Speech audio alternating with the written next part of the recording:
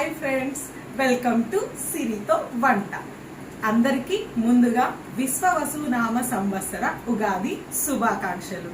ఈరోజు నేను మీకు ఈజీ వేలో మష్రూమ్ బిర్యానీ ఎలా చేయాలో చూపిస్తాను. Come on friends. ఫస్ట్ నేను ఈ కుక్కర్ తీసుకుంటున్నానండి. నెయ్యి 1 స్పూన్ తీసుకున్నానండి. నెక్స్ట్ నేను కొంచెం ఆయిల్ కూడా తీసుకుంటున్నానండి. మొత్తం గీతో అంటే ఎగుటైపోతుంది. ఇప్పుడు మనం అన్ని స్పైసెస్ ఇందులో వేసేసుకుంటున్నామండి. దీన్ని కొంచెం సిమ్లో పెట్టి లైట్గా బ్రౌన్ కలర్ వచ్చే వరకు ఫ్రై చేసుకోవాలండి. ఆనియన్స్ వేసుకుంటున్నానండి. మిర్చి కూడా వేసేసుకుంటున్నాను.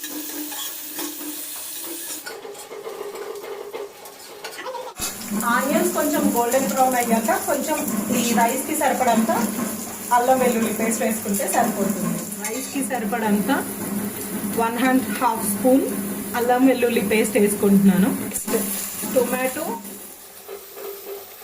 అండ్ పుదీనా కూడా వేసేస్తున్నానండి. ఇప్పుడే పుదీనా ఇప్పుడు వేస్తేనే ఈ వెజిటబుల్స్తో పాటు కూడా ఫ్రై అవుతుంది అండ్ మంచి ఫ్లేవర్ వస్తుంది.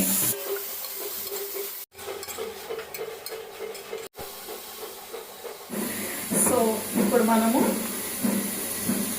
1/2 టీ స్పూన్ పసుపు అండ్ 1 టీ స్పూన్ కారం అండ్ రుచికి సరిపడనంత సాల్ట్ అండి.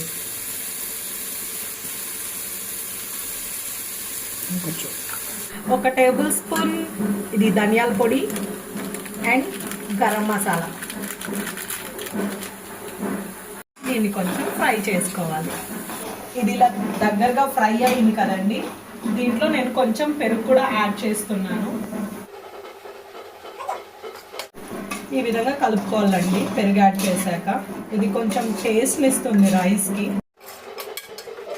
ఈ పెరుగు అనేది ఈ వెజిటేబుల్స్కి ఆనియన్ వీటికి కలిసిపోయింది కదండి. ఇది ఇప్పుడు ఇలా అయ్యాక దీంట్లో మన హీరో ఆఫ్ ది బిర్యానీ మనం ఇలా ఉప్పు నీళ్ళల్లో నానబెట్టి క్లీన్ చేసుకొని కట్ చేసుకున్న మష్రూమ్స్ని ఇందులోకి వేయాలి. వేసుకొని ఈ ఉప్పు కారం ఇవన్నీ కూడాను ఈ మష్రూమ్స్కి పట్టేలాగా నీట్గా కలుపుకోవాలండి. ఇది నేను ఆల్రెడీ ముందుగానే నానబెట్టి పెట్టుకున్నానండి. 2½ కప్పు బాస్మతి రైస్ అండి. 4 కప్పుల వాటర్ సరిపోతుంది.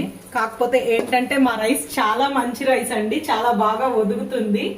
అందుకనేసి నేను 4 కప్పుల వాటర్ పోసుకుంటున్నాను. రైస్ వేయగానే వాటర్ పోసేయకూడదండి.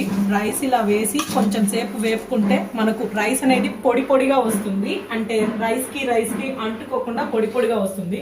సో అందుకనే రైస్ వేయంగానే కొంచెం కలుపుకుంటే బాగుంటుంది. ఇలా రైస్ బాగా కలిసిపోయిందండి. వీటితో పాటు నేను ఆల్రెడీ కొలతేసి పెట్టుకున్న రైస్ వాటర్ని ఇందులో పోస్తున్నాను. వాటర్ పోసాక మొత్తం రైస్ అంతా మళ్ళీ కలుపుకొని మనం ఈ స్టేజ్లోనే సాల్ట్ అనేది ఒకసారి చెక్ చేసుకోవాలండి. సో కొంచెం సాల్ట్ తగ్గింది కాబట్టి నేను మళ్ళీ 1 స్పూన్ వేసుకుంటున్నానండి.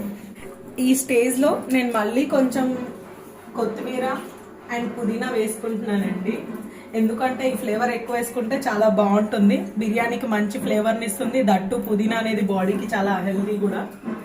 సో అండ్ లాస్ట్లో నేను అగైన్ 1 స్పూన్ గీ వేసుకుంటున్నానండి. గీ లాస్ట్లో వేయటం వల్ల ఇది బిర్యానీకి మంచి టేస్ట్ అనేది ఇస్తుంది.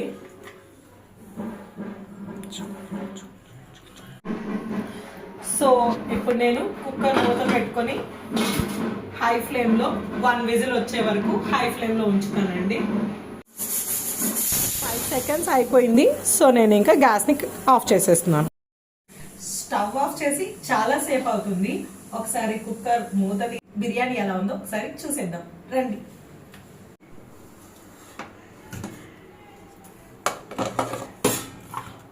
వావ్, ఇట్స్ లుకింగ్ ఆసమ్ అండి.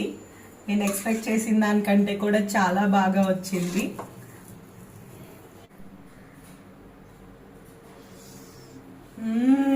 అరోమా అయితే అద్దిరిపోతుంది. చూస్తుంటేనే నోరు ఊరిపోతుంది. సో మరి ఇంకెందుకు లేటు, మీరు కూడా తొందరగా మష్రూమ్ బిర్యానీ ట్రై చేసి టేస్ట్ చేసేయండి. Bye friends.